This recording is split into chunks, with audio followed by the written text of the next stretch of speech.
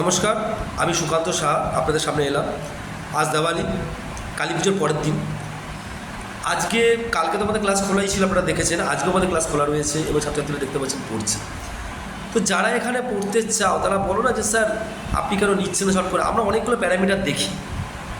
আমরা ফার্স্ট যেটা দেখি, আমরা যাদেরকে অ্যাডমিশন নিচ্ছি তারা আদৌ এখান থেকে পাশ করে বেরাতে পারবে কি পারবে না। মেরিট কম বেশি সেটা পরের বিষয় নয়।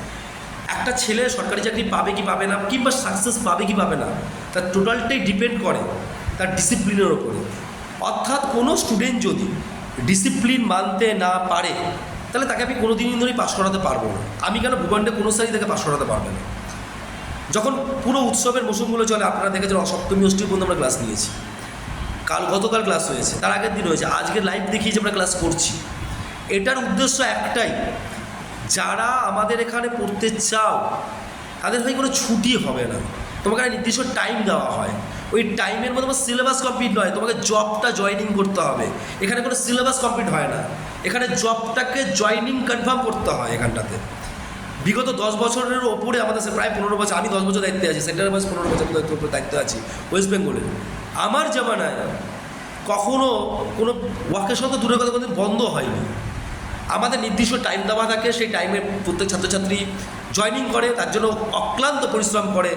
রাত্রি 3টের থেকে আমাদের পুরো প্রোগ্রামটা শুরু হয়। রাত 3টের থেকে, বিশ্বাস করে আমার স্টুডেন্টরা জানে আমরা কী করি। রাত 3টের থেকে আমরা মনিটরিং করি। ভোরবেলা কেউ 5টার পর আর ঘুমিয়ে থাকতে পারে না আমাদের টিমে। সে অফলাইন ব্যাচে পড়ো কি অনলাইন ব্যাচে পড়ো, 5টার পর কোনো ঘুমের সিস্টেম নেই আমাদের টিমে। খুব হার্ড ওয়ার্কিং হয় ভাই। তুমি যদি হার্ড ওয়ার্কিং না করতে পারো তাহলে আমাদের টিমে কখনো ভুল করেও যুক্ত হয়েও না, তাহলে তোমার সাথে কি বলতে ক্র্যাশ হয়ে যাবে। কেন সরকারি চাকরি না পুরো ছিনিয়ে নিয়ে আসতে হয়, প্রচুর লড়াই করতে হয়। হ্যাঁ, আমরা কম টাইমেই করিয়ে দিই, কিন্তু তার জন্য প্রচুর প্রচুর প্রচুর লড়াই করতে হয়।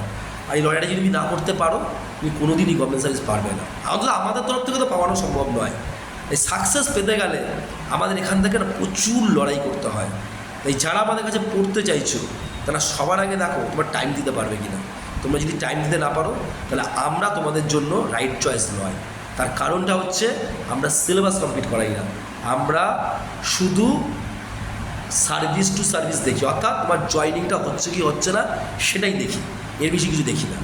আদৌ তুমি যে পড়ার পর তুমি জয়েনিংটা পাবে কি পাবে না এটাই ফাইনালি আমরা দেখি। বুঝতে পারলাম? এই যারা পড়তে আসবে তারা সেটা ভাবনা চিন্তা করে এসো। যদি অনলিফার শুধু নোটস নেওয়া, শুধু নর্মালি করা, আমাদের ছেলেমেয়েদের আমরা নিই, মানে ঢুকতেই পারবে না। আমরা খুব বাছাই করেই নিই জিনিসগুলো।